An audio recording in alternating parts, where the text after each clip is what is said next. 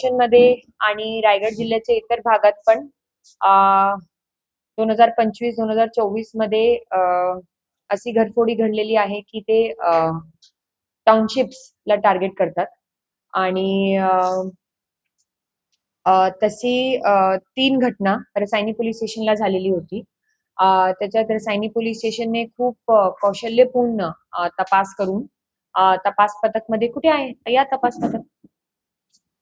त्यामध्ये Shri Sanjay Bangar, Rasayani police station in charge, त्यासोबत श्री मंगेश बाजकर, Shri PSI Shri Prakash माळी, ASI Kolekar, police हवालदार रणजित खराडे, पोलीस हवालदार अनंत थोरात, पोलीस हवालदार सुशांत पिंगळे, पोलीस हवालदार संतोष म्हात्रे, PC गिरीश नागरकर, PC होळे आणि PC ऋषी पवार यांनी टेक्निकल एव्हिडन्सचे सोबत ह्युमन इंटेलिजन्सचा वापर करून धार मधली गँग, धार मध्य प्रदेशमध्ये एक जिल्हा आहे, तिथली एक गँग निष्पन्न केलेली आहे.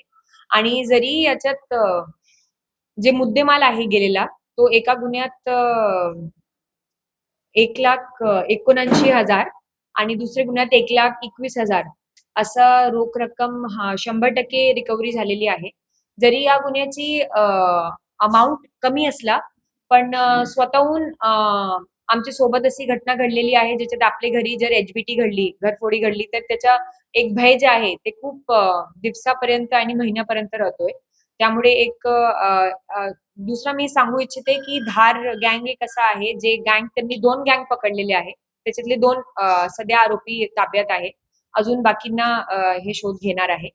तर तिथलं वैशिष्ट्य आहे की दर दिवशी कोणते ना कोणते जिल्ह्याची राज्याची टीम तिथे येऊन बसलेली असतात. तर ते सराईत तसं घरफोडी, चोरी करणारे आहे आणि तसे सराईत गुन्हेगारांकडनं तपास करून रिकव्हरी प्राप्त करणे पण एक खूप कौशल्याची गोष्ट असते. याच्याबद्दल मी पूर्ण रसायनी टीमच्या कौतुक करते आणि